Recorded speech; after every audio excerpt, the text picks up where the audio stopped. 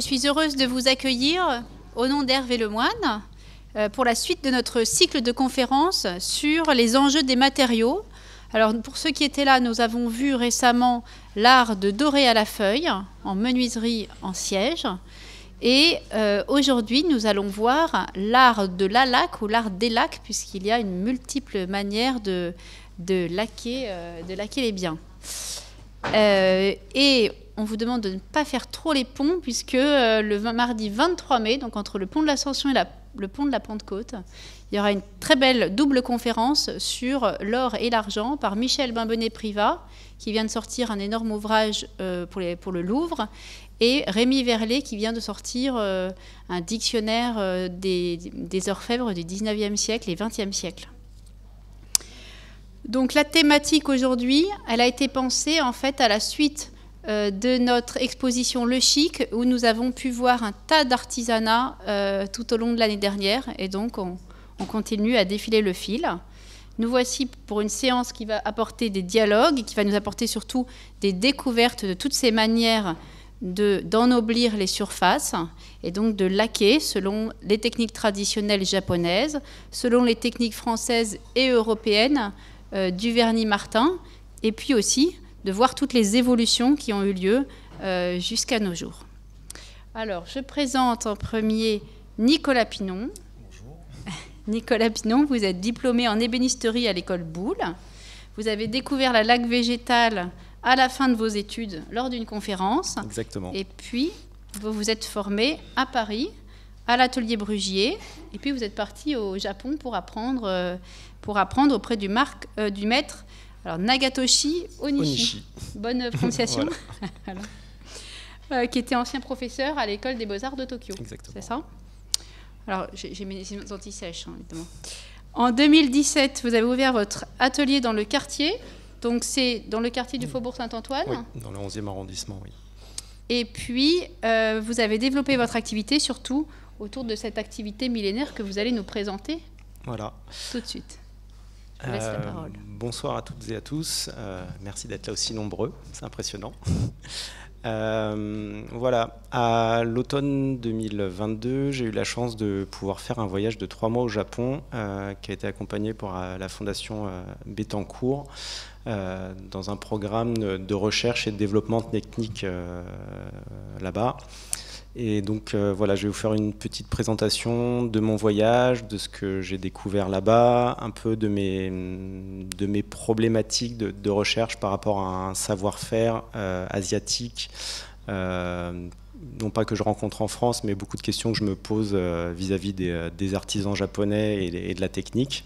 Donc voilà, je vais vous présenter des photos et des petites vidéos de ce que j'ai vécu pendant ces 3 mois là-bas. Donc je vais vous présenter en premier donc la carte.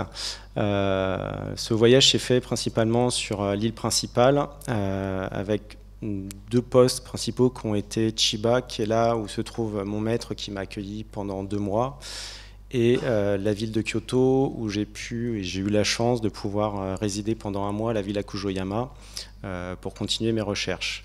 J'ai eu la chance aussi de pouvoir aller dans le nord, dans la ville de Joboji, qui est un des centres névralgiques de la laque et de la production de laque au Japon.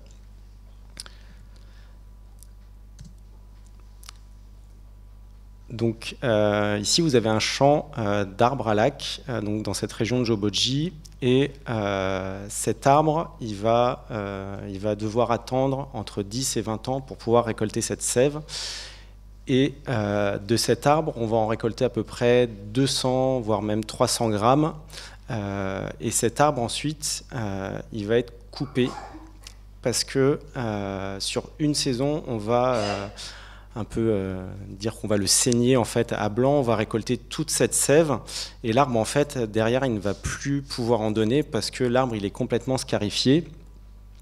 Et donc, voilà, vous voyez, l'arbre, il est complètement scarifié, donc on n'a plus de zone pour pouvoir entailler et récolter cette sève. Donc l'arbre, après, en fin de saison, il est coupé.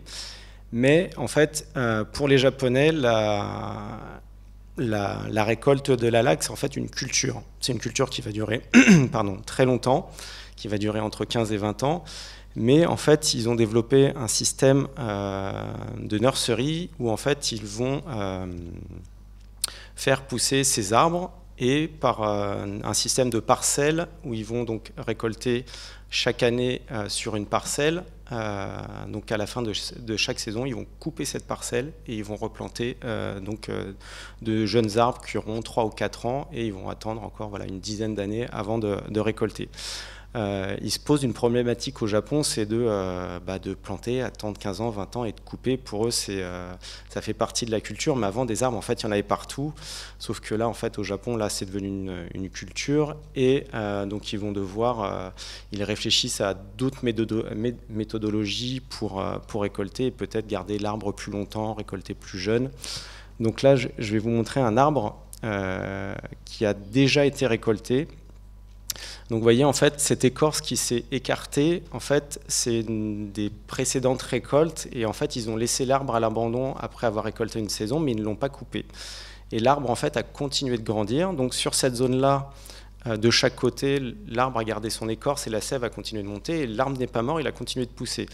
Donc là, en fait, le récoltant avec qui je travaillais, avec qui j'ai eu la chance de pouvoir travailler, m'a dit qu'en fait, ces arbres-là, il peut y accéder donc, par ces petites échelles qu'ils font et pour pouvoir accéder en haut de l'arbre et pour pouvoir récolter une autre saison cet arbre. Donc ils sont en train de réfléchir à des voies pour ne pas couper l'arbre, mais dans ce système de culture où la laque est très précieuse et l'important dans l'arbre, c'est cette sève qu'ils vont récolter. Donc pour l'instant, ils sont encore sur ce système de production où ils coupent à la fin de la saison. Donc voilà les outils qui vont servir à récolter la laque. J'ai eu la chance aussi pendant ce voyage de pouvoir découvrir les savoir-faire qui tournent autour de la laque. Je suis un amoureux des outils et des matériaux et je suis toujours très curieux de pouvoir découvrir. Donc l'artisan avec qui je travaillais m'a proposé d'aller rencontrer le dernier forgeron au Japon qui fabrique ces outils pour la récolte. Donc voilà, ça c'est sa petite devanture et donc pour faire la promotion dans tous les villages où il y a de la laque, il y a des arbres coupés devant les boutiques, donc on les repère assez facilement.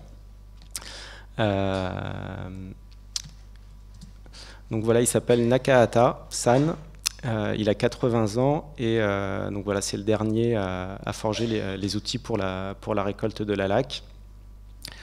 Donc il a un apprenti qui travaille avec lui, qui est pas très jeune, mais qui reprendra derrière lui, il a une 50aine d'années. Et c'est vrai qu'il m'expliquait qu'il n'y a plus qu'une 60aine de personnes qui récoltent au Japon. Mais il m'a dit que moi, je me dois de continuer à forger ces outils pour faire perdurer ces savoirs. Parce qu'il me dit, moi, si mon savoir disparaît, je suis plus sûr que ces gens puissent travailler derrière dans de bonnes conditions. Donc je dois former, c'est un devoir que je dois faire, moi, pour continuer à récolter la laque. Donc voilà donc, son apprenti, son jeune apprenti, dans son atelier qui est minuscule, qui doit faire 30 mètres carrés. Donc avec une forge manuelle, avec une pompe à la main pour forger les outils.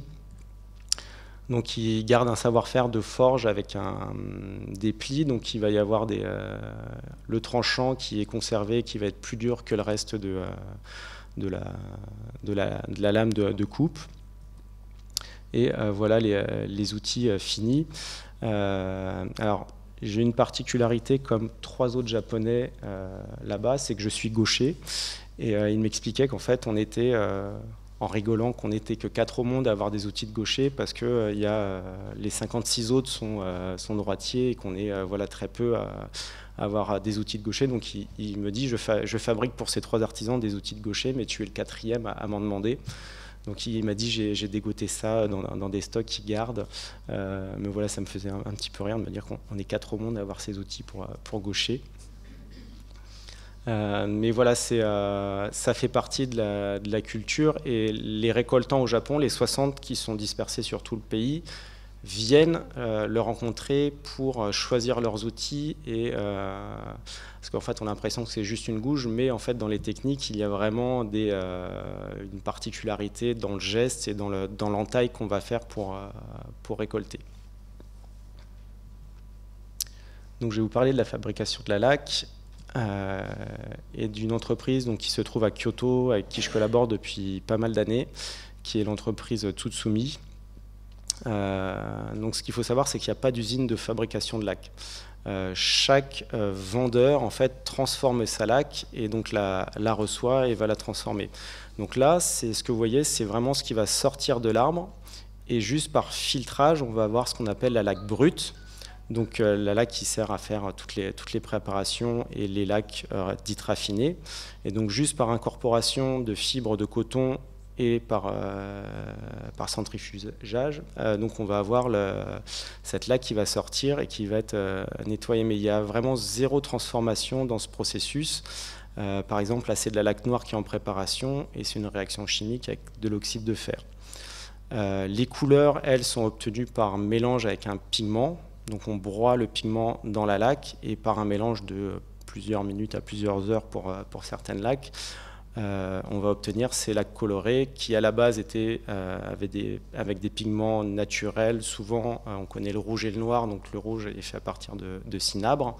Mais aujourd'hui, voilà, il y a beaucoup de pigments, on va dire, synthétiques qui sont utilisés pour avoir de nouvelles couleurs, bleu, jaune, rouge, pas de rouge, mais vert, dans l'utilisation.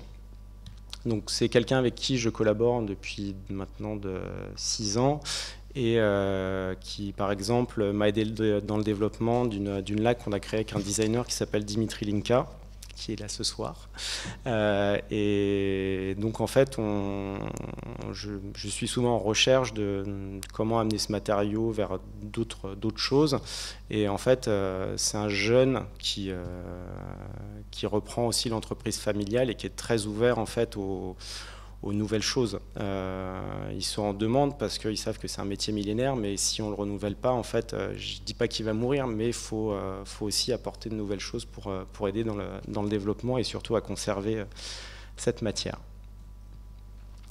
Donc, qui dit laque dit il faut la poser sur un support.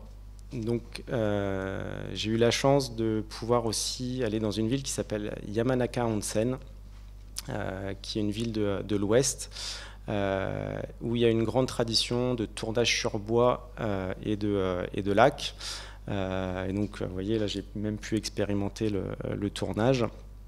Et c'est un savoir-faire assez extraordinaire parce que ils arrivent à faire des objets d'une finesse extraordinaire.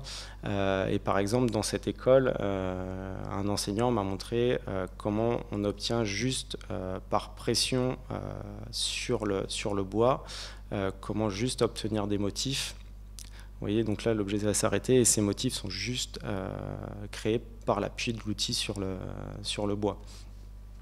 Donc il y a vraiment un savoir-faire qui est très particulier, qui est développé et qui est, on va dire, marié avec la laque. Le bois, si on ne le protège pas, il va s'abîmer. Donc le bois et la laque sont vraiment mariés au Japon.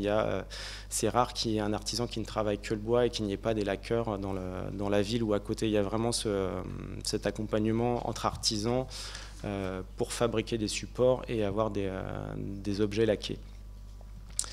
Donc là, on voit une salle de préparation dans une entreprise qui tourne des bols.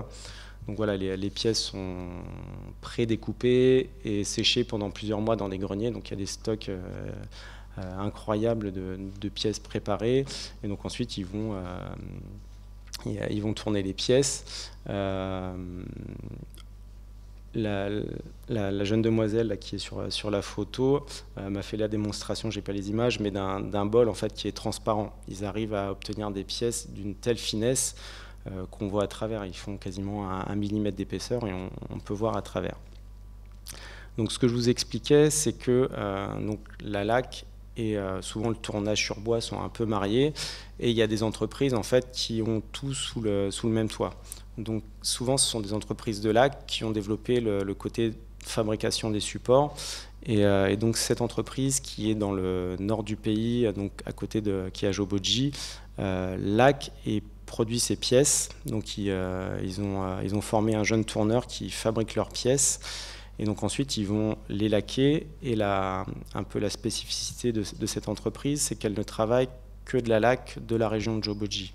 Donc, ce qu'il faut savoir, c'est que dans la production de lac, quasiment 90% de la production vient de Chine, et donc les 5 à 10% restants viennent du Japon.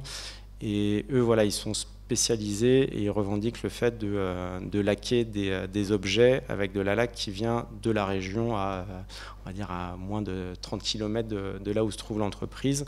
Et surtout, ils ont une technique où ils n'utilisent pas d'apprêt. Donc habituellement, on utilise des terres pour faire des apprêts, et en fait, chez eux, ce n'est qu'une juste application de couches de laque multiples pour préparer les objets.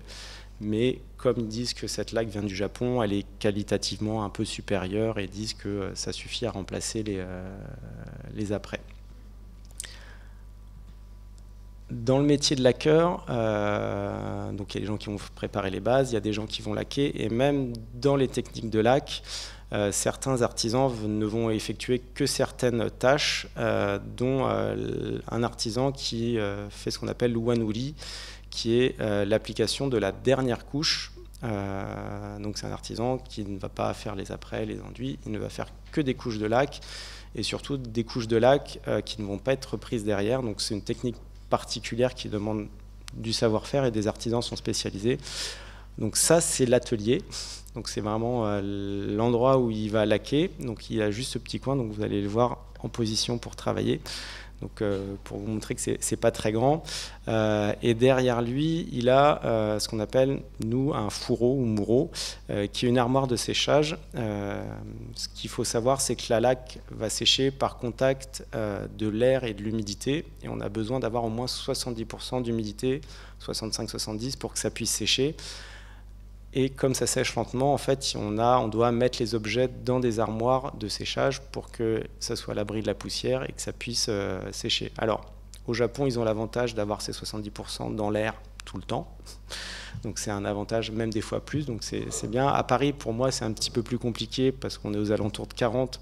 Donc moi, je suis obligé, par exemple, pour faire sécher les pièces, d'humidifier tout le temps l'endroit où je les fais sécher. Et vous voyez, donc là, à l'intérieur de l'armoire, donc il y a cette série de bols qui est à l'intérieur. Et en plus, ils ont développé un système où, comme la pièce met du temps à sécher, pour ne pas avoir de coulure, en fait, ils ont un système de rotation qui va faire sécher les pièces, et toutes les 5 minutes, les étagères vont en fait se retourner pour que la laque sèche et ça ne crée pas de coulure. Donc voilà, alors avant ils le faisaient à la main, mais du coup là ils ont développé des machines pour le faire. Donc ce voyage c'était des découvertes, mais aussi je partais donc pour faire de la recherche. Donc j'ai été accueilli par mon maître, donc Nagatoshi Onishi, chez qui j'ai fait mon premier voyage d'études en 2007, et donc qui m'accueille régulièrement pour travailler et développer des techniques. Donc là c'est lui qui pose de la laque. Donc il a 89 ans et il continue de travailler tous les jours. Donc c'est une matière qui conserve. Donc voilà, moi j'étais parti pour faire des recherches autour de la fibre de chanvre. Donc mon maître, en fait, lui, il a une technique qui s'appelle le kanshitsu, qui permet de fabriquer des objets à partir de tissus de chanvre et de lin. Et en fait, moi, quand je l'avais rencontré la première fois, ça m'avait enthousiasmé parce qu'on se libérait d'autres supports. Donc j'avais plus besoin de bois, d'autres matériaux de métal. Juste par la laque et le tissu, on pouvait créer des matières. C'est un peu l'ancêtre de la fibre de verre et du carbone. Et voilà, j'étais très touché par cette technique. Et là, durant ce voyage, je suis parti faire des recherches avec des fibres que j'ai sourcées en France avec du chanvre, et des fibres que je sourçais au Japon avec du lin, même des fibres de bambou, pour repenser les objets à partir, par exemple, de déchets, ce qui n'était pas forcément un sujet auquel les Japonais sont intéressés. L'écologie, c'est pas une problématique qui existe au Japon. Donc c'était un peu de confronter ça et de rencontrer des acteurs du textile là-bas et de leur poser la question sur le réemploi des déchets ou des déchets de production surtout, non pas pour réutiliser après, mais pour savoir s'ils produisent des déchets. Et donc on a rencontré une entreprise en France le but de ces recherches-là était d'essayer de développer des pièces. Donc par rapport à, vous voyez la matière que vous voyez ici, en fait c'est un déchet de production de chanvre, donc c'est de la poussière de production, et on essaye donc je travaille aussi sur ce sujet avec le designer Dimitri Linka, et donc on essaye de développer donc, sur une problématique de l'emploi d'un déchet de production, comment le valoriser. Donc voilà un peu le résultat des recherches du séjour. Donc je suis parti sur l'idée du bol parce que c'est un objet simple et qui parle un peu à tout le monde et qui parle aussi autant aux Japonais qu'aux Français sur l'utilisation d'un récipient, on va dire, quotidien. Donc voilà, on est sur un travail de recherche. Et donc je vais juste faire un dernier petit slide donc, sur l'opportunité que j'ai eue de séjourner à la Villa Kujoyama. Donc durant ce séjour, on a pu par exemple aller dans une école qui nous a formés pendant une journée à la fabrication du washi, donc à partir de la fibre de kozo. Et donc voilà, on a eu des démonstrations, on a expérimenté ça.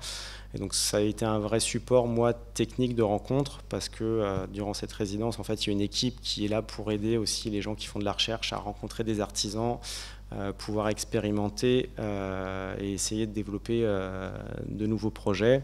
Donc c'est vrai que voilà, c'était une expérience assez gratifiante, et voilà aussi tous ces artisans qui m'ont reçu, qui ont échangé et transmis leur savoir-faire.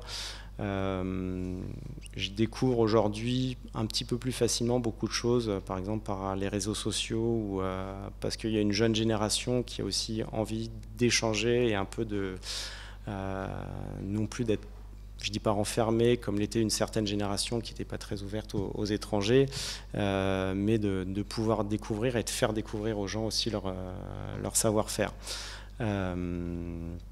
Donc voilà un petit peu ma présentation de ces 3 mois de recherche qui ne sont pas finis parce que c'est que le début, à mon avis, d'une aventure avec beaucoup de choses. Des artisans m'ont proposé de revenir. Là, par exemple, lors du dernier voyage, j'ai rencontré un professeur d'université qui essaye de développer de nouvelles techniques avec la laque. Et il m'a dit reviens au Japon. Là on n'avait pas trop le temps de se parler, mais il m'a dit reviens, faut qu'on discute de projets de développement et comment peut-être pas montrer un nouveau visage de la laque végétale, mais montrer qu'on peut faire aussi des choses contemporaines, évoluer avec une matière qui est utilisée quasiment depuis 10 000 ans. Donc voilà, il y a eu une évolution dans les matériaux, et même en Europe, après on a développé d'autres choses, je pense que vous le verrez avec mes collègues qui parleront après avec d'autres matériaux, mais sur la même philosophie de la laque pour décorer et préparer les objets. Alors, je suis sûre qu'il y a plein de questions.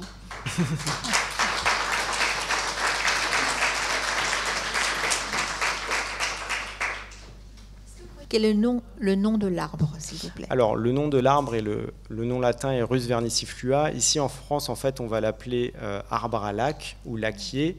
Donc, c'est un arbre de la famille des sumacs, donc, qui est un arbre, je ne l'ai pas spécifié, mais qui est un arbre avec une matière qui est un poison, en fait, qui n'est pas un poison dangereux, mais qui est un poison.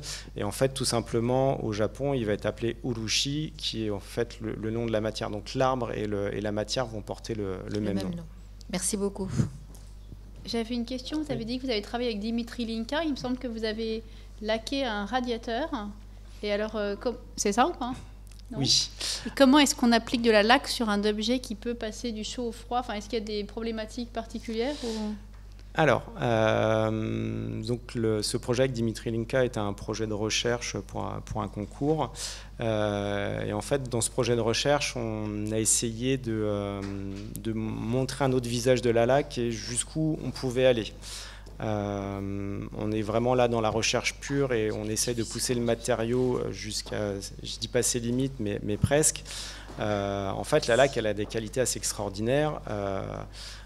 Donc elle est utilisée depuis 10 000 ans, donc si elle est utilisée depuis 10 000 ans, c'est qu'il y a quand même un certain intérêt. Donc elle va être alimentaire. Donc ce qui est assez drôle, c'est que c'est un poison quand c'est liquide et quand c'est polymérisé, donc c'est un plastique végétal. Quand c'est polymérisé, ça protège, ça a un contact alimentaire, donc ça va protéger les aliments et les conserver.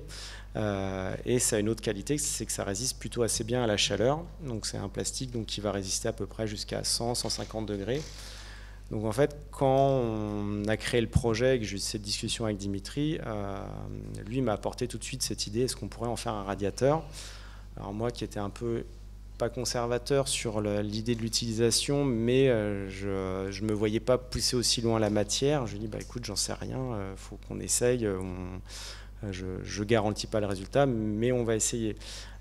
C'est vrai qu'après, nous, dans l'expérimentation, on n'a pas poussé, je pense, jusqu'au bout la chose. Je pense que ça se fera peut-être un jour, mais on a poussé même, on va dire, jusqu'à l'expérimentation jusqu'à 70-80 degrés.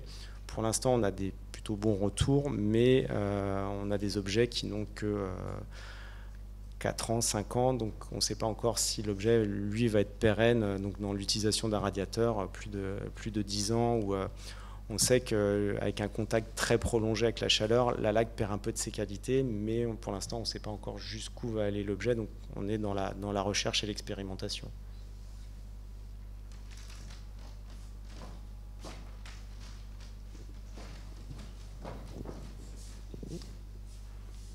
Alors moi j'avais une question à propos, vous faites beaucoup de travail de recherche, notamment avec sur le radiateur dont on a parlé, vous avez fait un travail de thermochromie, là vous faites un travail pour mêler le chanvre et la laque. Comment vous déjà financez en partie ce travail de recherche, parce que j'imagine que c'est coûteux et ça demande beaucoup de temps, et quel serait pour vous le but? C'est peut-être transmettre ce savoir à d'autres laqueurs ou à de jeunes générations? Alors, concernant le financement de la recherche, dans chaque métier, je pense qu'il y a une partie alimentaire.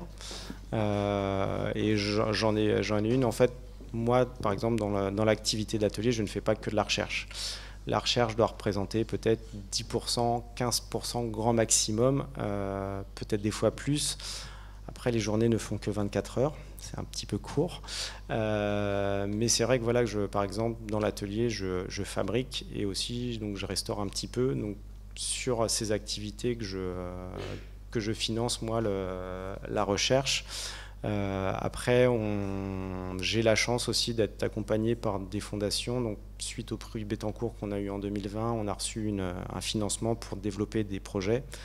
Donc là, j'avoue qui a été vraiment très bénéfique pour continuer nos recherches.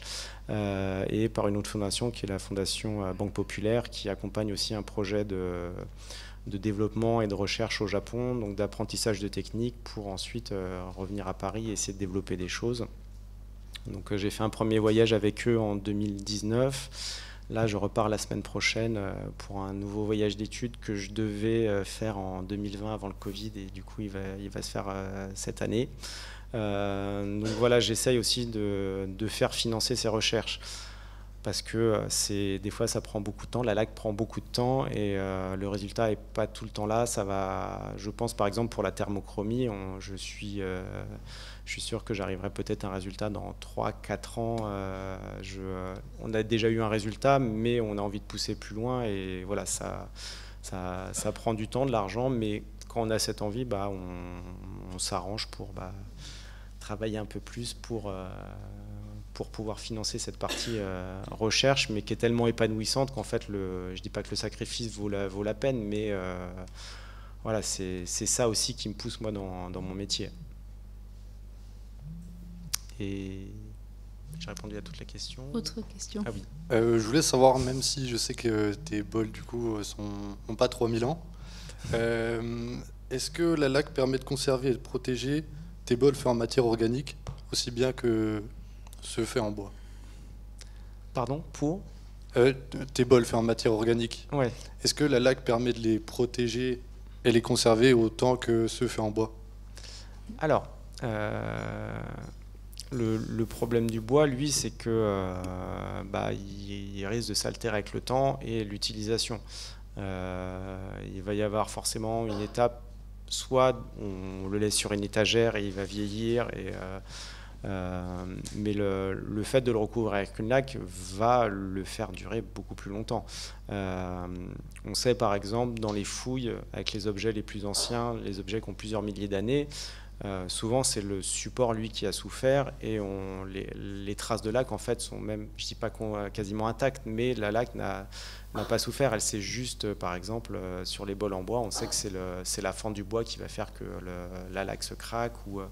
Donc la laque va vraiment protéger, et dans les matériaux qu'on va retrouver dans les fouilles, la laque est on va retrouver des petits morceaux de laque, mais c'est le support lui qui s'est désagrégé.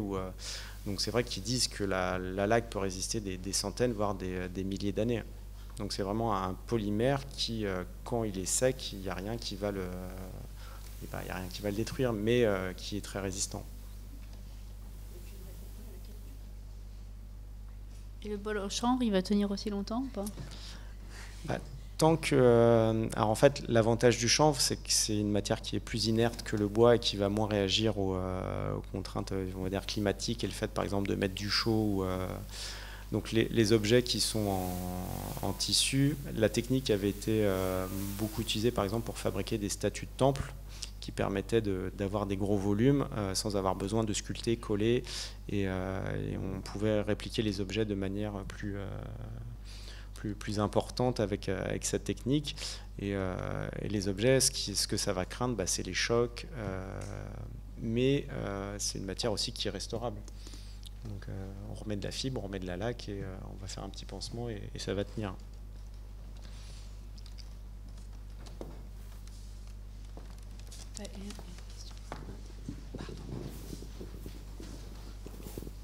Merci. Est-ce qu'il existe des lacs synthétiques et comment les reconnaître? Ah là là. Je ne répondrai pas à cette question. Oui, je pense que mes collègues vont en parler plus tard. Oui, il existe plein de types de lacs. D'ailleurs, je vais pas dire la laque que j'utilise et la laque. En fait, des lacs, il y en a beaucoup. Ce que je vais utiliser par mot laque, en fait, c'est une matière qui crée son décor par elle-même. Un vernis va être transparent et va mettre en avant le support, mais la laque va créer son décor par elle-même. Donc il peut y avoir des laques végétales, synthétiques. Voilà, il y a une multitude de matériaux. Donc oui, il y a des matières synthétiques, il y a des matières végétales, mais toutes, moi, je vais les appeler laques. Donc après, pour les différencier, il faut un peu s'y connaître et savoir qu'il y a des choses qui peuvent peut-être se faire ou peut-être pas avec certaines techniques. Mais je pense que je laisserai mes collègues en parler. Est-ce qu'il est envisageable de faire d'apposer de la laque sur du métal? Et est-ce que c'est les mêmes techniques qui seraient utilisées? Alors, c'est une technique qui est utilisée depuis longtemps, et donc on peut laquer le métal. Les armures de samouraï, il y a des parties métalliques qui étaient laquées pour protéger, parce que la laque était dure et protégeait aussi le métal, par exemple, de certaines oxydations. Donc oui, on peut très bien laquer le métal. Il y a une méthodologie de travail qui est un peu différente que travailler d'autres supports comme le tissu ou le bois. Par exemple, on peut faire cuire la laque, donc à certaines températures, mais on peut cuire la laque pour avoir une accroche sur le métal. Donc je travaille régulièrement sur du bijou, donc qui est en préparation, sur de l'argent, sur du maillechort, sur de l'acier, sur plein de métaux qu'on peut laquer. Après, c'est une accroche mécanique et c'est pas une accroche, on va dire, de porosité comme peut l'être beaucoup de matériaux. Donc c'est une accroche qui est, je dis pas un peu plus fragile, mais qui n'est pas aussi résistante que sur du bois. Mais ça fonctionne bien. Alors, où est-ce que vous vous approvisionnez en laque à Paris? Est-ce que vous avez des difficultés ou... Alors, l'approvisionnement est pas simple, mais c'est un cycle de commandes à l'autre bout du monde. Donc, le fournisseur que vous avez vu sur la vidéo qui transforme, et donc mon fournisseur, et donc m'envoie à peu près 2 à 3 fois par an des colis de commandes de matériel que je commande en fonction un peu des projets, de mon stock. Donc j'essaye d'avoir quand même un stock de travail pour 6 mois à peu près, pour être sûr que je ne me retrouve pas d'une semaine sur l'autre à avoir besoin de lac. Même si DHL est rapide, voilà, ça, c'est une organisation pour faire venir le matériel. Et quand je voyage, j'en ramène beaucoup. Donc le retour du Japon est assez rigolo. Quand je reviens du Japon, j'ai l'impression que je déménage après 10 ans de vie là-bas, mais non, je ramène juste de la terre, du tissu, de la laque. En général, voilà, c'est sous forme de tubes que je vais le ramener.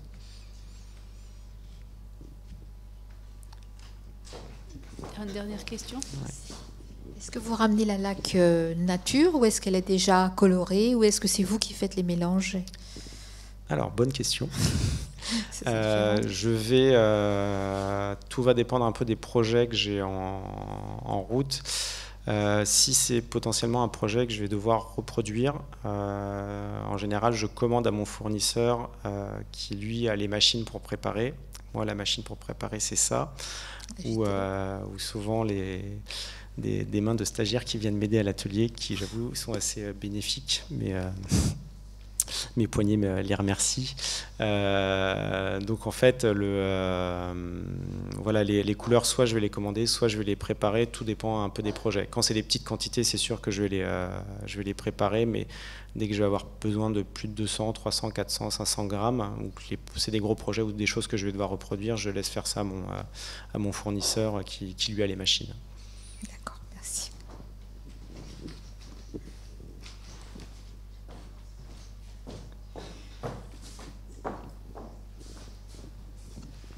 Bonjour. Alors, moi, ma question, c'était comment est-ce qu'on accéderait à... Enfin, comment est-ce que... Je m'imagine que c'est pas que ça a été spécial pour vous, vu que c'était dans le cadre d'un programme, mais comment est-ce que vous avez accédé à la Villa Kojoyama? Alors là, on va dire que ça a été par le moyen le plus facile, parce qu'en fait, j'étais invité.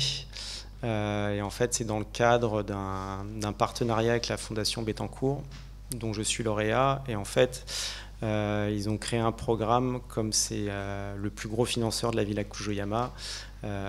Donc ils ont dit, on finance, mais on veut garder pour 2 lauréats du prix chaque année, pendant 1 mois, une place dans la villa. Donc j'ai été le deuxième à bénéficier de cette chance.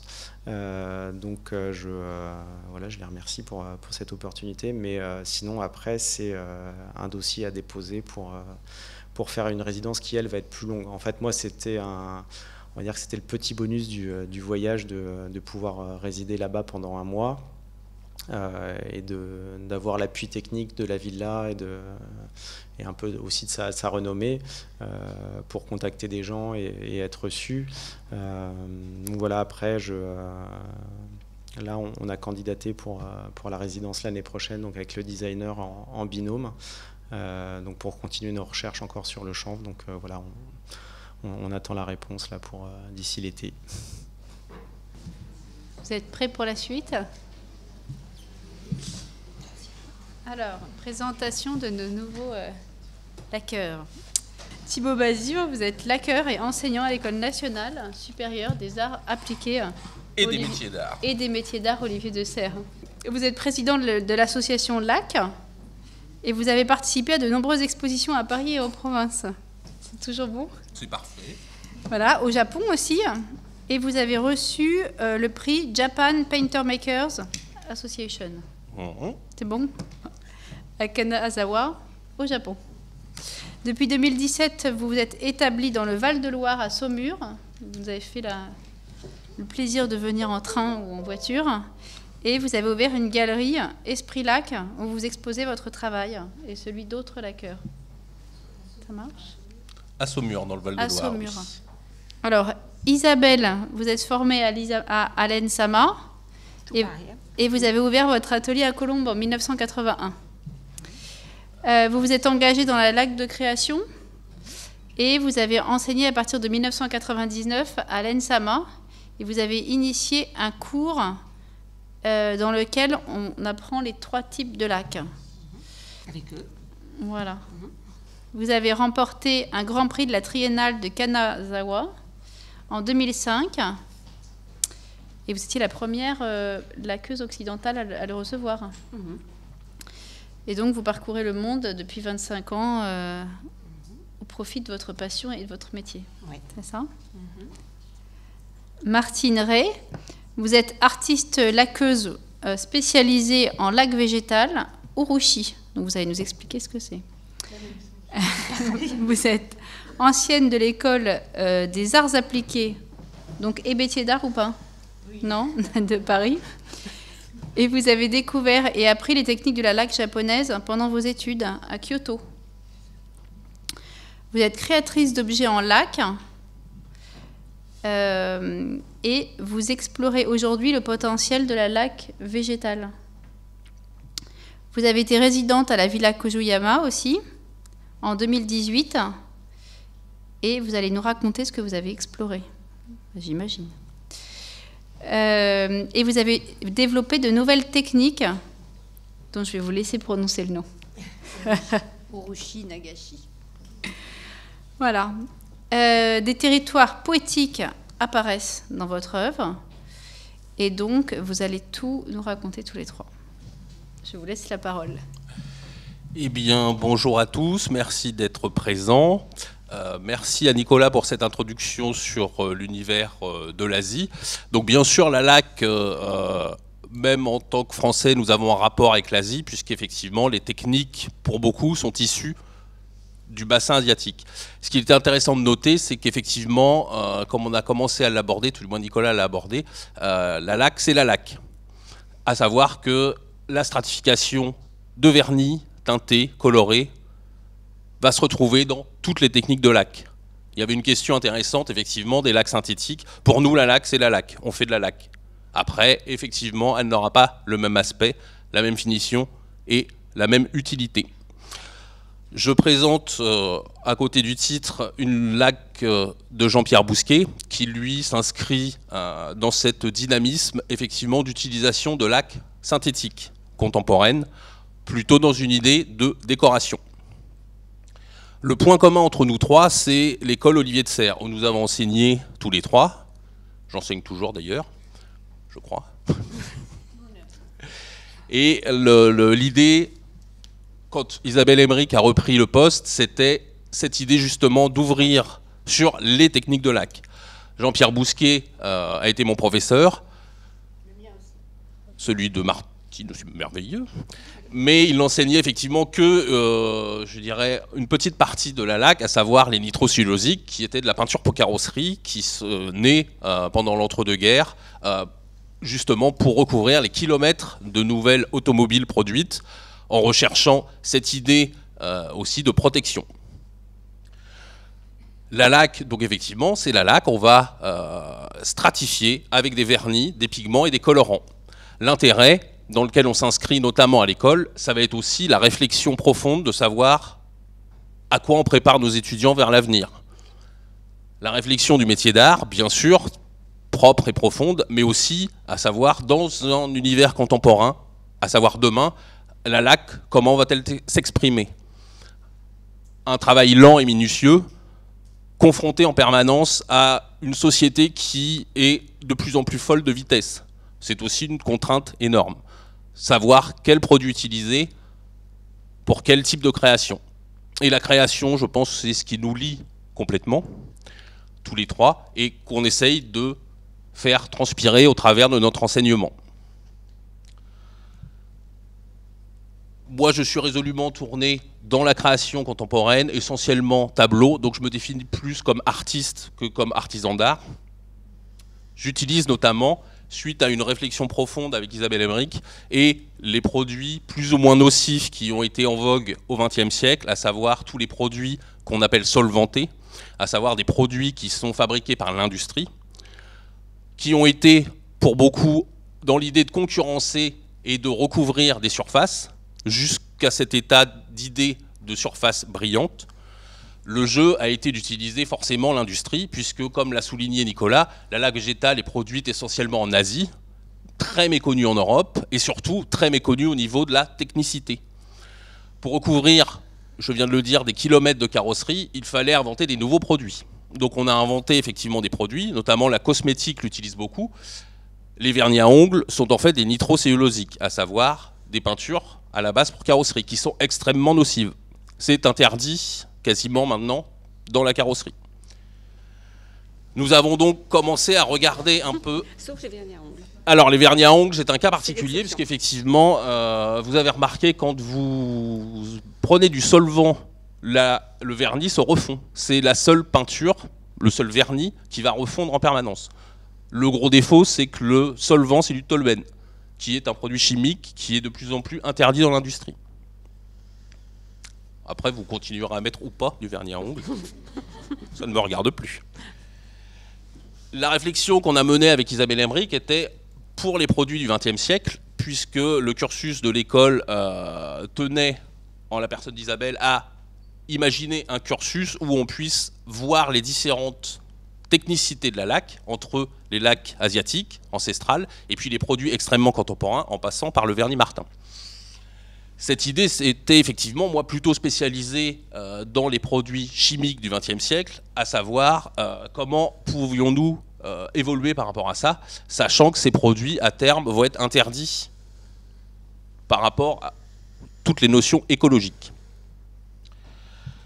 J'utilise essentiellement des produits dits hydrosolubles, qui sont en fait des produits à l'eau. Donc c'est un produit un peu bizarre, un peu de la vinaigrette, à savoir un vernis polyuréthane.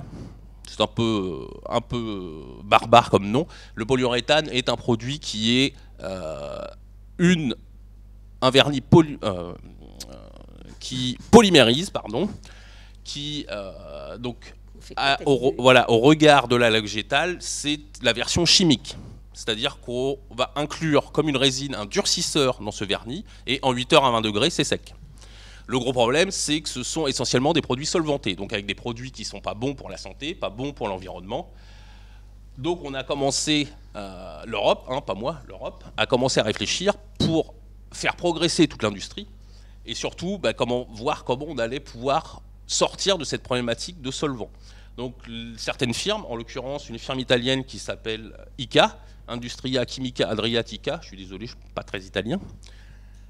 Cette firme a mis au point un vernis dit hydrosoluble, donc un polyuréthane qui migre avec une dilution eau.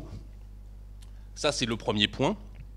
Donc je vous ai mis juste les produits, puisque là, on va se retrouver un peu dans l'idée de la laque végétale. On a un produit de base qui est un vernis, donc qui est assez étonnant puisqu'il est laiteux, puisqu'il est essentiellement fait à base d'eau, dans lequel on va inclure des colorants, des pigments, selon ce qu'on va chercher à faire.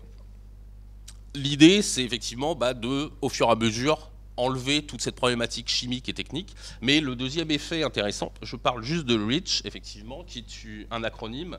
Donc, alors, c'est pas une loi, c'est plutôt une incitation pour les entreprises chimiques de nettoyer les produits, donc les aider dans cette idée d'évaluation pour arriver à des produits plus propres. Alors je ne dis pas que les produits que j'utilise sont propres à 100%, c'est notamment aussi une prise de conscience générale, de se dire, ah bah oui effectivement, pendant des années on a pu utiliser des produits plus ou moins bons pour la santé et pour l'environnement. C'est surtout une réflexion, donc je ne dis pas que demain j'utiliserai toujours le même produit, mais c'est aussi une sensibilisation par rapport à nos élèves. Ce produit donc, va être mélangé notamment avec des colorants qui sont extrêmement translucides. Donc on va arriver à une notion de glacis. Le glacis, c'est un vernis qui est teinté comme en peinture à l'huile pour donner des effets. Donc jouer sur la transparence. Et surtout, l'idée, moi, qui m'intéresse beaucoup, c'est de pouvoir travailler le blanc. Cette idée de lac, plus on remonte dans le temps, effectivement, jusqu'au lac asiatique, ce sont des produits ambre et foncé. Les produits contemporains permettent d'ouvrir complètement le champ des couleurs et de travailler aussi sur cette transparence parfaite, puisque c'est un produit qui ne jaunit pas et qui est 100% transparent. Une petite idée, effectivement, du blanc qui est très rare dans la laque, puisqu'effectivement, le blanc schématiquement n'existe pas. Et une des rares solutions techniques qui a été inventée par les Asiatiques, c'était de faire une mosaïque de coquilles d'œufs pour garder le blanc de la coquille. Donc moi, je suis plutôt sur des produits extrêmement translucides et surtout qui permettent de garder le blanc. Ça, c'était la petite partie technique que j'ai voulu rapide. Nous, ce qui nous intéresse surtout aussi de souligner, c'est l'univers de la création. Donc la création, effectivement, avec un métier d'art, c'est entre la création contemporaine, l'idée plutôt de démarche artistique, sans négliger la partie artisanale. C'est aussi le positionnement qu'on va demander à nos étudiants, de savoir un peu dans quel univers se situer pour demain, dans une société où effectivement, dans une contingence où nous devons vivre de notre métier, bah c'est aussi l'intelligence de savoir vers quoi nous allons aller. J'ai quelques petits exemples, essentiellement de travaux d'élèves, avec ces produits effectivement extrêmement contemporains. Aurélie Pimon, qui avait travaillé cette pièce en enlevant. Donc là, vous voyez que la transparence est assez étonnante par rapport au fond qui est blanc, où là, on travaille effectivement par ponçage pour enlever de la matière, donc pour revenir au blanc quasiment total des après. Une pièce en métal de Noémie Mimache. Il y a une petite question sur la qualité du métal. Effectivement, après, ça devient un travail, je dirais, d'intelligence technique, de savoir qu'est-ce qu'on va mettre comme produit pour contingenter le vieillissement du métal, accessoirement la rouille si c'est de l'acier, jusqu'à la décoration, l'idée de la laque. Donc là, c'est une pièce en volume. Donc le métal a été martelé, cintré, puis laqué. Donc c'était aussi très intéressant cet univers de mélange technique où on va aller rechercher des ressources différentes selon la technicité, selon surtout la création voulue. Une pièce plus étonnante, moins classique, je dirais, dans l'univers de la musique et musique moderne, une guitare basse électrique qui a été entièrement gainée de feuilles d'argent qui a été oxydée. Donc ça, c'est aussi un emprunt à la laque traditionnelle européenne, le savoir-faire, de la dorure jusqu'à l'oxydation. Une pièce d'une étudiante, ex-étudiante qui est dans la salle, Juliette Zott, qui reconnaîtra son travail, j'espère, qui, elle, avait travaillé sur cette idée du cheveu, donc tout un univers de décoration, puisque dans le diplôme, c'est ce qu'on demande comme démarche, de trouver une thématique par rapport à un lieu ou non, mais une thématique d'attaque de la laque, surtout dans un ancrage contemporain. Donc elle a travaillé toute une série de, on va dire, panotages en volume, où on reconnaît là le côté extrêmement brillant de la laque par opposition à des parties plus mates, puisque, petite question, quel est pour vous le gloss? Qu'est-ce que ça veut dire gloss? Voilà, exactement. Alors c'est en fait une unité de mesure. Ça ne veut pas dire briller. Ça a été récupéré par la publicité. Gloss, ça brille pas du tout. 0 gloss, ça ne brille pas. 100 gloss, ça brille. Vous avez un niveau à chaque fois. Donc 50 gloss, et entre les deux, c'est demi-mat ou satiné. Une pièce d'une artiste contemporaine qui s'appelle Dominique Imbert, là aussi basée essentiellement sur le glacis, donc sur la transparence. Donc là, on ne va plus du tout travailler avec des pigments, on va travailler essentiellement avec des colorants pour garder toujours cette idée, quasiment, je dirais, dans une idée d'aquarelle, à savoir sur un fond blanc, des glacis et des glacis qui vont être poncés, qui pourront être justement usés, puisque vous allez mettre une matière transparente qui va être foncée, mais si vous la poncez, vous allez revenir vers la transparence. Donc la laque, c'est aussi toujours cette notion de ce qu'on met, ce qu'on enlève, passé, présent, aller et retour. Un partenariat que nous avions fait avec un Bertrand Lacour, donc avec un ébéniste qui avait travaillé tout un univers de mobilier. Et là, le sujet pour les étudiants, c'était de réfléchir à comment intégrer la laque. Est-ce que la laque doit tout recouvrir? Est-ce que la laque doit magnifier l'objet? Comment le magnifier? Et je renote aussi l'utilisation de la laque blanche, qui n'est pas classique, mais qui n'a pas bougé depuis la pose sur la pièce en bois. Caroline Jamous, qui est aussi dans la salle, qu'on a eu le plaisir d'avoir comme étudiante, qui avait fait tout un travail de recherche à l'école sur le papier notamment. Donc cette idée de légèreté, le pliage, l'origami, avec, en l'occurrence, dans cette pièce, du métal oxydé. Un travail d'une élève de Martine, actuelle, Mathilde Jalot, qui elle avait travaillé dans un gros partenariat que nous avons fait entre Olivier de Serres, donc l'école, et le CNES, le Centre National d'Études Spatiales, pour expliquer quelque chose de très peu explicable, qui est la matière noire. Le jeu, c'était de créer des œuvres d'art pour essayer d'expliciter cet univers. Donc là, ce sont des grandes pièces, puisque l'idée, c'était de pouvoir, en quelque sorte, se cacher au milieu de ces pièces qui pouvaient se refermer sur elles-mêmes. Donc là, ça dépasse la taille humaine. Je reviens sur mon travail avant de conclure. Le jeu, pour moi, c'est aussi effectivement la création, la recherche. Donc je ne cesse de mélanger les univers, donc d'intégrer de la photo. Donc j'ai mis pas mal d'années à trouver des solutions pérennes pour intégrer des histoires de photographie au sein de mes pièces laquées. Donc c'est aussi pour moi ça, la création et l'univers de demain. C'est à l'aide de toutes les nouvelles technologies, la découpe laser, la photographie ou d'autres qui sont surtout encore inventées pour demain. Version rouge, ça m'arrive de temps en temps. J'étais très bleu ces dernières années. Avant de céder la parole à Isabelle Emmerich, ma collègue, je tenais juste à préciser que notre intervention ce soir est en partie due à la parution d'un ouvrage qui s'appelle La Laque Art et Technique, dont nous avons un exemplaire posé, qui est une idée de la laque histoire. Donc on place dans la première partie de l'ouvrage tout, je dirais, l'univers de la laque mondiale, on peut dire mondiale. Il y a quelques continents où on ne trouve pas de lac, mais nous, on est très attachés à cette idée de regard pluriel, d'évolution dans beaucoup de pays, et puis surtout la France et l'Europe. Et puis, donc, une grosse partie technique faite par nous trois sur nos produits de prédilection. Et puis, tout un panorama qu'on a voulu le plus large possible sur, justement, la création avec la laque au travers de beaucoup d'artistes de tous les pays, pour montrer ce qu'est la laque et essayer d'y répondre de la manière la plus ouverte possible. Alors, je pense que vous devez quand même vous demander, enfin en tout cas je pense que ça serait justifié que vous vous posiez la question, mais comment la laque est arrivée en Europe? Parce que c'est pas du tout européen, on est bien d'accord. Ça, il n'y a pas de doute sur la question. La laque, ça vient d'Asie. Ça vient de toute l'Asie. Alors, eh ben, il y a eu quelqu'un, un Européen, un Portugais même, qui s'appelait Vasco de Gama, qui cherchait à passer. Voilà, il cherchait de l'autre côté.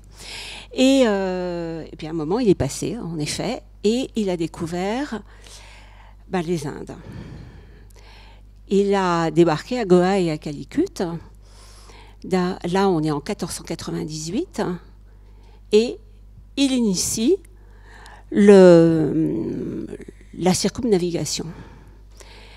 Et qu'est-ce qui se passe alors? Parce que ça, c'est fondamental pour notre métier. Il se passe qu'il va y avoir des échanges, en détrônant plus particulièrement les Vénitiens, puisque les compagnies maritimes vont s'installer. Et les compagnies maritimes, c'est du commerce. Alors le commerce, c'est de la globalisation avant l'heure. Ce sont des échanges. C'est-à-dire qu'on part avec des bateaux. Alors les premiers bateaux, ce sont les Hollandais, c'est la VOC. Ensuite, ce sont les Anglais.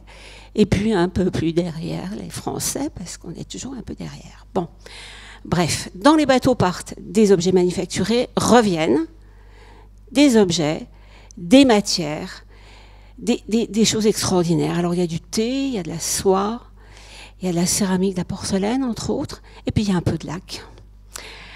Et ces laques vont rapidement faire l'objet vraiment de convoitises. On va aimer la laque en France, entre autres, en particulier.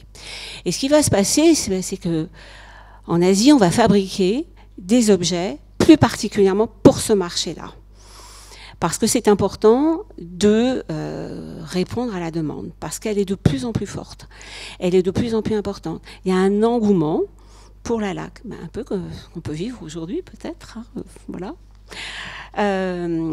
Et donc là, vous avez devant vous un coffre Namban, c'est-à-dire un coffre fabriqué pour le marché d'exportation.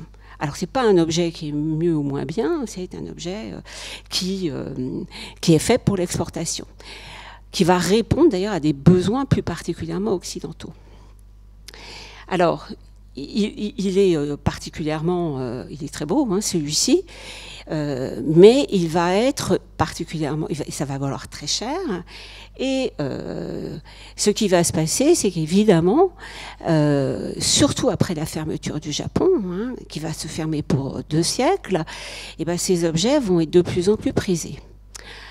Par ailleurs, ces objets ont été vus par des artisans en France. Ils ont été observés et ils ont été imités. Alors on va poser tout de suite le premier grand principe. La laque européenne, c'est l'imitation de la laque asiatique, clairement. On imite la laque asiatique avec des critères qui sont même des décors asiatiques, sans peur ni reproche, hein. On copie, on prend des calques et on refait la même chose. Mais avec les matières qu'on va avoir sous la main. Au Faubourg Saint-Antoine, là où est installé Nicolas, sont regroupés les doreurs, les gainiers, les marketeurs, les ébénistes et les vernisseurs. Les vernisseurs, ils utilisent le vernis et ils vont faire de la laque avec le vernis. Et ben voilà, il y a 2 mots. Nous, on fait de la laque avec des vernis. Ah, tu fais pas de la vraie laque, toi, hein? Bon, non. Donc, c'est pour ça que coexistent les 2 mots, tout le temps. Parce que le mot laque n'existe pas. Nous, la matière première, ce sont des vernis. Ces vernis, ils sont à base d'huile. Ils se diluent avec de la térébenthine, de l'essence d'aspic, de l'essence de yette, toutes sortes d'essences. Et pour la faire court, vers 1750, une famille installée dans le faubourg protocole le vernis Martin. Le vernis Martin, ce sont des huiles, avec des recuits d'huile et avec peut-être un peu de copal. Bon, on n'a pas retrouvé de copal dans les ateliers. Est-ce qu'il y avait du copal, de la sandarac, des résines fossiles? Moi, je ne suis pas assez spécialiste, c'est ma spécialité, mais je ne sais pas. Voilà. Mais ces vernis, qu'est-ce qu'ils permettaient? Ils permettaient de recouvrir, c'était transparent. Ils permettaient de faire de la couleur, puisqu'on pouvait le mélanger. Ils permettaient de protéger, parce que c'était quand même dur, les objets. Et on utilisait le même vernis de bout en bout. On fait de la laque. Et ces objets, ils pouvaient être de petites dimensions, mais vous pouvez voir qu'ils pouvaient être de grandes dimensions. Les carrosses ne sont pas des petites surfaces. Et c'était quand même extrêmement solide. Voilà. Le défaut de ce type de vernis, c'est que c'est sensible à la lumière, donc c'est jaunissant. C'est comme tous les vernis à l'heure actuelle, sauf ceux qui sont maintenant faits complètement synthétiquement. On va avoir des agents anti-UV qui vont assurer moins de jaunissement, voire pas de jaunissement. Alors, la deuxième quand même chose que les vernis Martin apportent, c'est la couleur. Et entre autres, le bleu. Voilà un petit meuble qui est bleu, hein. Mais le bleu, c'est la couleur favorite de l'Occident, hein, depuis le XVe siècle. Donc c'est quand même bien d'avoir des meubles bleus. Voilà, ça répond à la mode. Eh oui, les artisans, ils ont des familles à nourrir, donc il faut qu'ils répondent à la mode, ils répondent à des commandes, et ils sont comme nous. Voilà. Et vous voyez que le décor, il est très très asiatique, hein, il ne s'est pas affranchi des chinoiseries, mais petit à petit, la laque européenne va s'affranchir des décors chinois, des chinoiseries, hein, ça a vraiment ça a existé, c'est encore recherché, jusqu'à faire des décors complètement modernes. Alors aujourd'hui, la laque, elle est enseignée, comme l'a expliqué Thibaut, dans sa pluralité, et c'est une grande chance pour la jeune génération qui vient. En effet, aussi bien Martine que Thibaut n'ont appris quasiment que la laque cellulosique avec Jean-Pierre Bousquet. Moi, j'étais l'élève de Paul Cresson, il y a encore un élève dans la salle, de Paul Cresson. Nous, on a appris les vernis gras avec l'oxydation de feuilles d'argent, mais pas de pluralité. Mais par contre, l'attachement quand même à la création. Aussi bien Jean-Pierre Bousquet que Paul Cresson se sont attachés à la non-reproduction des modèles. On répétait les gestes, on apprenait le savoir-faire artisanal, mais on était complètement en phase avec la création et les esthétiques pour créer l'art de demain de la laque. Le fait à Olivier de Serres, à l'ENSAMA, d'avoir ouvert aux différentes techniques de laque avec des hyper spécialistes des techniques, hein, et des créations, a permis de mettre un S à laque. Et moi, j'y tiens. Ça a été un peu mon cheval de bataille et c'est toujours mon cheval de bataille. En fait, réduire la laque à une seule expression, c'est extrêmement toxique. Et ne pas transmettre, c'est une deuxième toxicité. Il n'y a pas de secret. Il faut tout dire. Il faut tout transmettre, sinon on est sûr que le métier va mourir. Et au-delà de ça, il faut se mettre en métaposition et créer, renforcer la création, parce que faire de la laque, c'est réfléchir en laque. C'est pas être peintre, c'est pas être graveur, c'est pas être dentelier, c'est réfléchir. Il y a une mise en œuvre qui est liée à notre matière et qui fait qu'il faut que nous réfléchissions en laque. Et pour créer le paysage de demain, on a toute une jeune génération qui monte. Alors, j'ai fait un peu comme j'ai copié Thibaut. Là, on a des supports totalement différents parce que le gras s'adapte absolument sur tout. Il y a une capacité adhésive très très forte et si elle n'est pas assez forte, on la renforce. Donc vous avez là des pluralités de supports, des pluralités de formes, des pluralités de dimensions. À l'école, c'est ce que nous souhaitons faire et transmettre. Donc, un travail d'Alexandre Canton sur des feuilles d'isolation en mousse de polyuréthane. C'est pas très glamour comme support, mais c'est quand même très beau au final. Et un travail totalement mural qui fait une dizaine de mètres de long sur 2,50 m de haut, avec du plexiglas, du textile de corde, du papier. Vous voyez, vraiment des supports extrêmement différents. C'est le travail de Léa Buquet. Là, ce sont des œuvres de diplôme. Hein. Il y a dans cette école la possibilité de passer un diplôme qui s'appelle un DNMed, qui est maintenant fait en 3 ans. À l'époque, c'était en 2 ans. Et c'est la seule formation diplômante. C'est important de le préciser. Là, le retour à une technique traditionnelle qui est la laque de corps en mandale, qui est une laque gravée, avec une gravure large. Donc c'est aussi le travail de Léa Buquet. Et là, on retrouve le blanc. Voilà, c'est la deuxième façon de retrouver le blanc donc, dans la laque. Un peu toujours ce qu'on ne peut pas avoir au départ, hein, puisque la laque est noire, comme on l'a vu. On veut toujours avoir du blanc. C'est une façon, c'est une technique chinoise. Et là, on est de l'autre côté de la côte de l'Inde, puisque les paravents transitaient par cette côte-là. Improprement, ça s'est appelé laque de corps en mandale, mais ça vient pas du tout d'Inde. Et ce travail est un travail de création contemporaine. Il ne s'agit pas d'un paravent, laque de corps en mandale 18e, avec un décor et un poème. Vous voyez, c'est tout à fait moderne et contemporain. Là, voilà le travail de Célia Debrac. Donc, on est à l'époque du réemploi. Alors, on y va. Là, c'est un étui à violon qu'elle a laqué avec les effets de matière sur le côté. Donc, on voit combien les étudiants se posent des questions, s'interrogent, vraiment questionnent cette matière et essayent de la pousser en dehors de leur retranchement. Et ça, c'est très intéressant. On les aide à ça. Là, de la même façon, le même partenariat donc signé avec Bertrand Lacour qui a été réalisé avec les vernis gras. Donc, on voit aussi comment ces vernis mettent en valeur le bois. L'idée, c'est pas du tout d'oublier le support, c'est au contraire de le révéler, avec un petit décor d'aventurine tout à fait traditionnel pour la pièce qui est à votre gauche. Et le bois qui est complètement apparent. Ce sont 2 pièces de mobilier. On n'est pas au 18e, mais presque. Alors là, voilà des gestes de laque. Hein. Je suis en train de travailler. Donc, je travaille après au blanc de Meudon. Moi, j'utilise des choses pas très glamour, hein, la colle de peau de lapin, du blanc de Meudon, voilà, et je texture ma matière, je crée mes couleurs de la même façon, je broie, je mélange, et je pose la couleur, et je ponce. On arrive à ce fameux ponçage dont Thibaut a parlé, c'est-à-dire que nous, le geste de ponçage qui permet de révéler les stratifications de couches, c'est très important. C'est en effet un long travail. Si vous n'aimez pas poncer, il ne faut pas être laqueur. Et parmi les finitions propres au vernis gras, mais communes à toutes les laques, donc finalement, c'est de la laque aussi, puisque tout le monde va procéder de la même façon, des incolores qu'on va poser en couche de finition, et puis un polissage qui va se faire entièrement à la main pour moi, enfin pour utiliser des machines. En fait, utiliser des machines, ça ne dévalorise pas un travail, c'est possible, on utilise une machine. Moi, je suis très paresseuse, puis alors de plus en plus. Hein. Et ça, c'est des heures, hein, des grands formats, c'est vraiment des heures.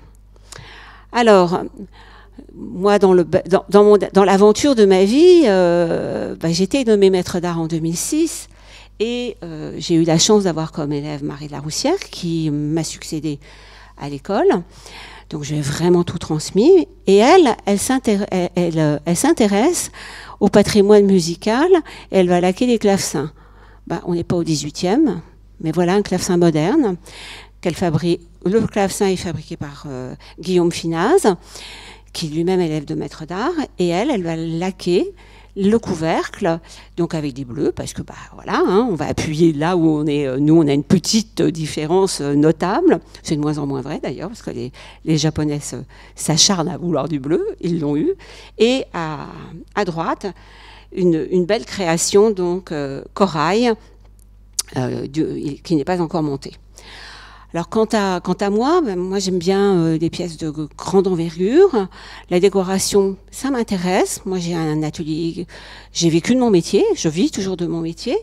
Donc voilà, ça c'est une façade de bar ça fait 7 mètres de long, complètement galbée. J'ai travaillé avec un ébéniste, avec un décor très opulent. Bon, c'est ce que j'aime faire, entre autres. Mais par contre, ce qui est intéressant, c'est que la surface se dilate, mais elle peut se rétrécir, se contracter.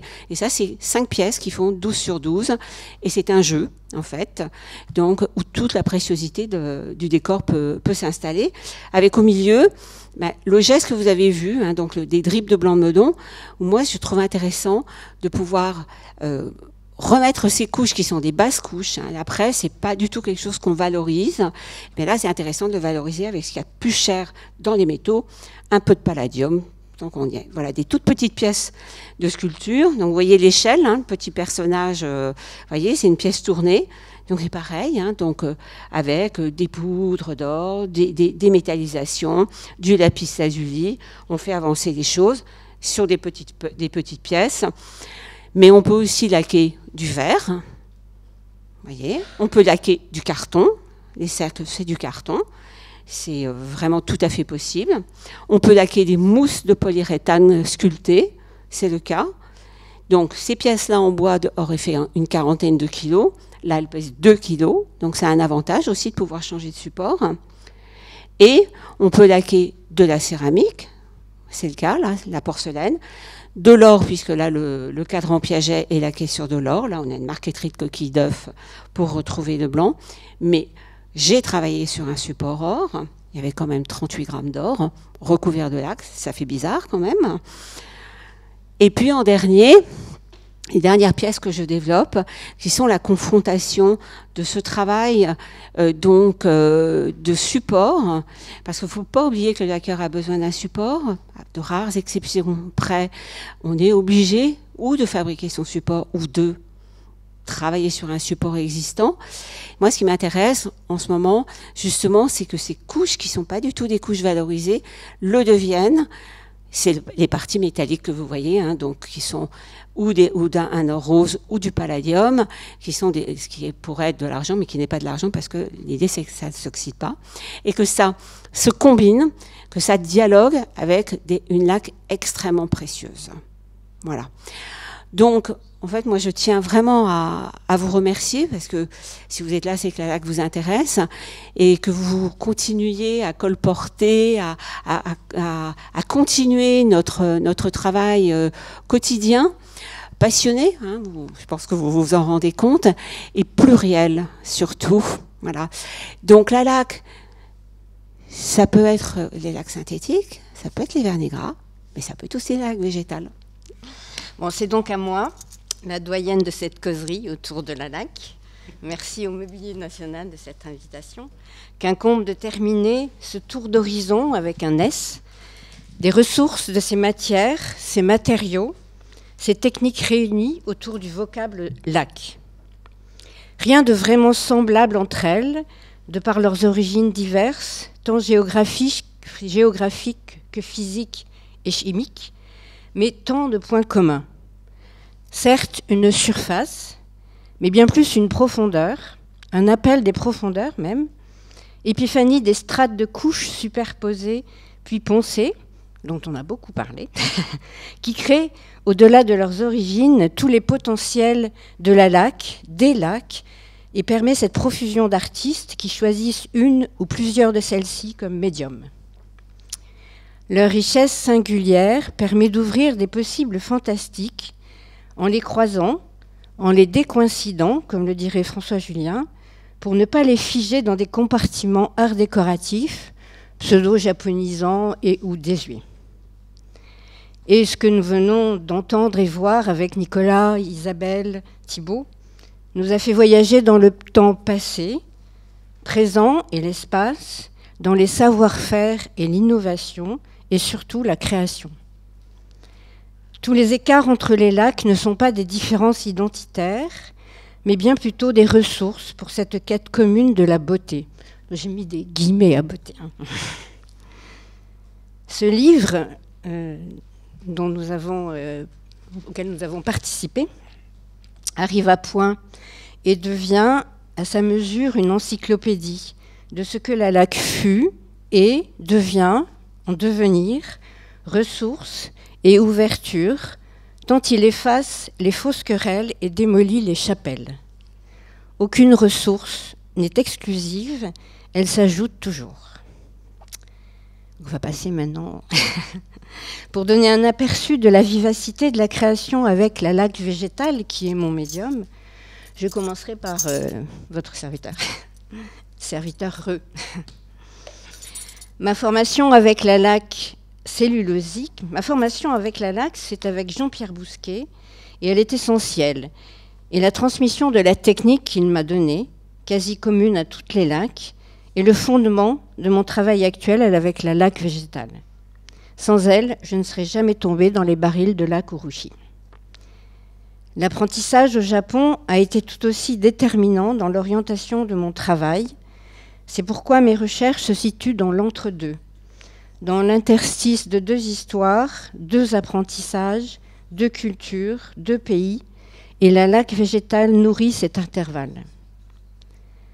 40 ans de mémoire enfouis dans les couches de lac, amoureusement poncées et polies, révélées à la lumière, telles des palimpsestes engloutis, me permettent maintenant d'oser des pas de côté, d'explorer tout le potentiel de cette matière végétale protéiforme et de l'utiliser sans autre artifice que la sève elle-même.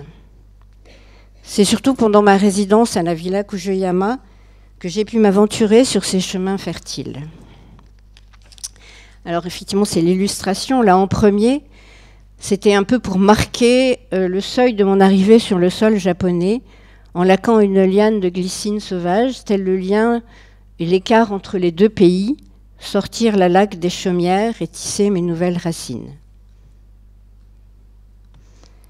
Puis j'ai développé une nouvelle technique que j'ai appelée Urushi Nagashi. C'est issu en fait d'une technique japonaise d'encre flottante pour faire le papier marbré. En utilisant la laque comme médium, laisser flotter la laque sur l'eau pour créer des motifs, souvent moléculaires et fractales, qui offrent des territoires imaginaires et s'impriment ensuite sur des soies ou des papiers japonais. Alors, comme une peau, la laque se pose sur ces soies, alors voilà, ces papiers washi. La translucidité de la soie et du papier offre à la laque des nuances de noir et de brun qui écrivent mon histoire sur des courbes de niveaux imaginaires. Alors, je vais vous montrer aussi sur le papier, voilà. Et sur le papier, les paysages s'inscrivent et je les inscris aussi à travers, en coïncidant en fait les parties de lacs flottantes avec des gravures de paysages européens. Puis, alors attendez, là, du coup, hop, alors c'est ça, oui. Autre technique que j'utilise, c'est la laque sèche Kansitsu dont a parlé Nicolas tout à l'heure pour faire ses bols. Permet de développer des inéfères tout aussi féconds. Ainsi, ces pierres d'attache, comme des îles flottantes, naviguent d'une rive à l'autre de mes pays. Couches de tissu, de lin superposées, imbibées de lac et enduits successivement de lac mélangés à des terres et minéraux de mes promenades solitaires ici et là-bas. C'est à nouveau des cosmographies, une cosmographie qui utilise sur le papier washi la même technique. Et cette laque urushi devient peu à peu le médium d'artistes européens, chacun trouvant sa narration pour exprimer son chemin. Laurence Klein, merci. Laurence Klein navigue suivant ses besoins plastiques entre le vernis flatting et la laque végétale. Avec celle-ci, elle oppose deux matières, la laque urushi et la pâte de verre. Le dialogue qui s'établit renverse le regard. La laque organique et profonde s'élève et la transparence du verre fait poids. En les faisant jouer, en rapprochant leur captation de la lumière, la vibration des reflets, la laque adoucit les angles que le verre segmente. Les deux matériaux s'enlacent dans leurs oppositions et les sculptures s'enracinent tout en flirtant avec le ciel. Salomé Lipuner, qui est une artiste suisse, issue de la joaillerie, a fait de la laque son médium de prédilection, la laque végétale. Tout en utilisant la laque pour ses fonctions premières, la protection des surfaces, Salomé fait aussi des baignoires en laque végétale, des bars en laque végétale. Ses recherches plastiques utilisent les capacités exceptionnelles de durcissement de la laque avec des textiles. En touche et en force, la laque donne forme et légèreté menée. Éric Labert, un des pionniers du renouveau de la laque en Allemagne, a un travail sensible, tout en hommage à la somptuosité de la laque et de la profondeur du noir. Il a étudié, lui, pendant 3 ans au Japon. Il utilise, au travers de toutes ces couches successives, la place du laqueur dans les strates de l'histoire de l'art. La pépinière d'artistes laqueurs qui vont suivre sont issus de la formation en DMA, LAC, de l'École nationale supérieure des arts appliqués et métiers d'art, ayant bénéficié des enseignements des 3 lacs, des 3 types de lacs, avec Isabelle, Thibault et moi. Depuis, chacune poursuit un parcours singulier et créatif avec la laque urushi comme médium. Blandine Hamon, ici présente, après des études de laque urushi aux Beaux-Arts de Kyoto pendant 2 ans, Blandine choisit la laque végétale comme médium et le kanshitsu, donc la laque sèche, celle dont a parlé Nicolas et dont mes pierres d'attache sont faites, comme moyen pour créer des objets inspirés par notre histoire, dévoilés par des objets de fouilles lithiques. Sa formation en archéologie laisse des traces dans sa recherche artistique actuelle. Elle invente un langage intime et développe des univers comme des narrations en perpétuelle évolution grâce à la singularité de la laque et de tous ses possibles. Peut-être que, Blandine, tu pourras répondre ensuite à des questions techniques, je ne sais pas. Cette petite vaisselle d'un vaste service est un exemple de cette quête. Chercher son passé et dans son passé, des idées et formes nouvelles sublimées par la laque végétale. Donc voici une autre partie du service. Et sur la droite, je pense que c'est du kanshitsu, Blandine ? Voilà, donc vous avez la réponse. Donc c'est une sculpture, effectivement. Ouais, c'est ça, qui est décrite en bijoux. Caroline Jamous, ici présente aussi, lauréate des Ateliers de Paris en 2021, cette jeune artiste amoureuse de laque végétale interroge le temps au rythme de gestes répétés et silencieux des couches de laque et de l'art du ponçage.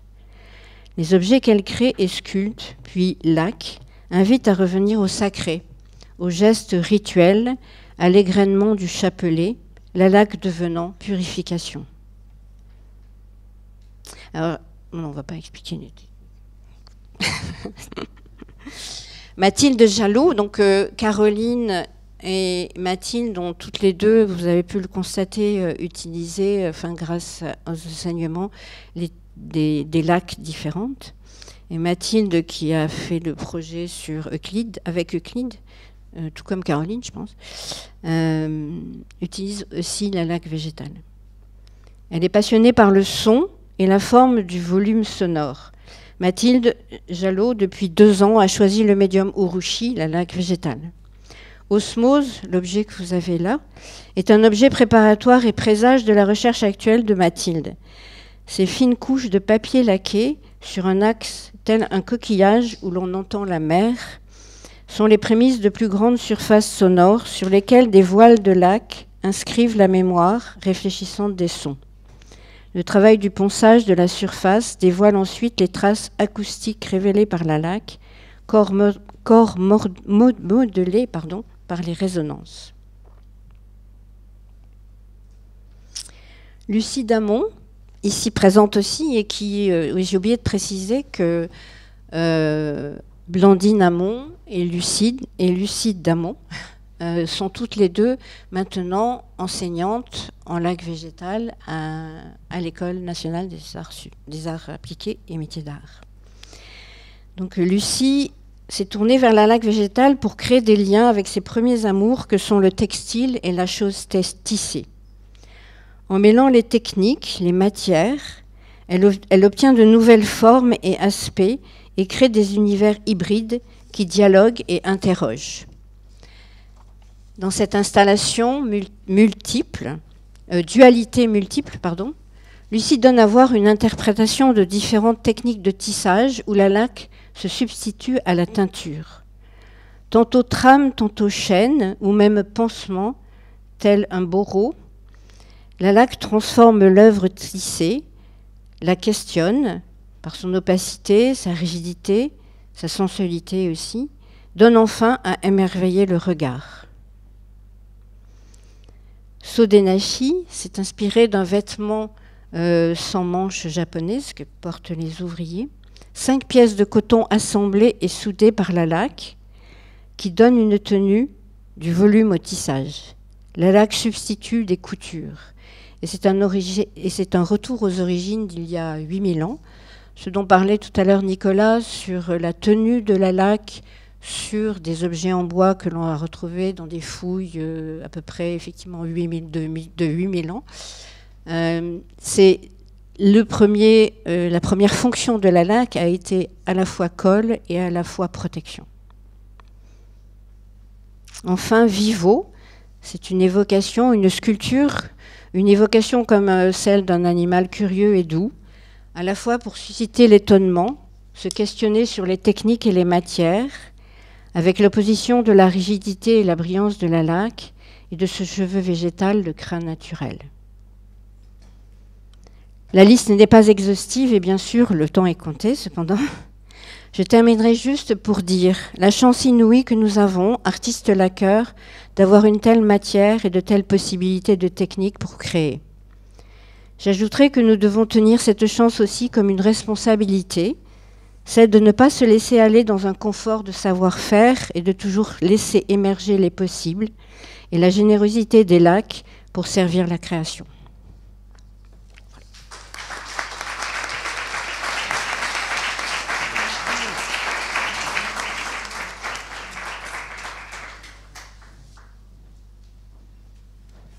Alors, les questions.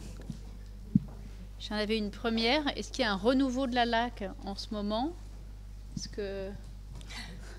Comment répondre ?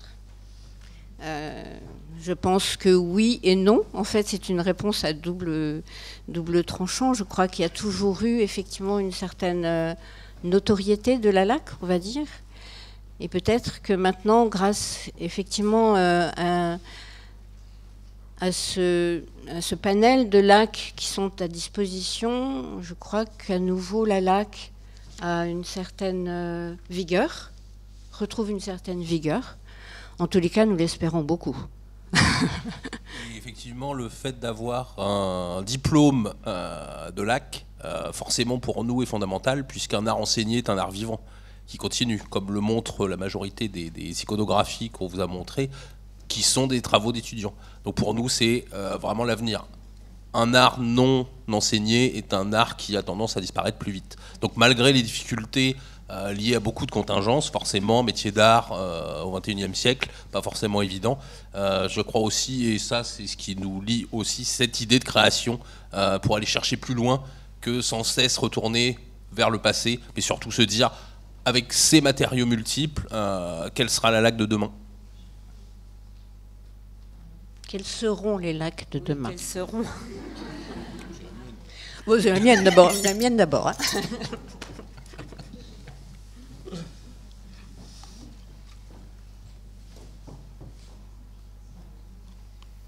Bon, j'aimerais savoir, moi, si nous avons bien présenté les œuvres de nos consoeurs ici présentes.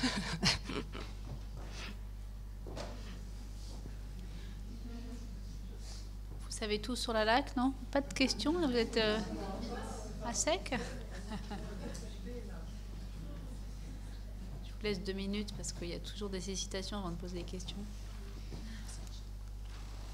Bah sinon, on peut conclure.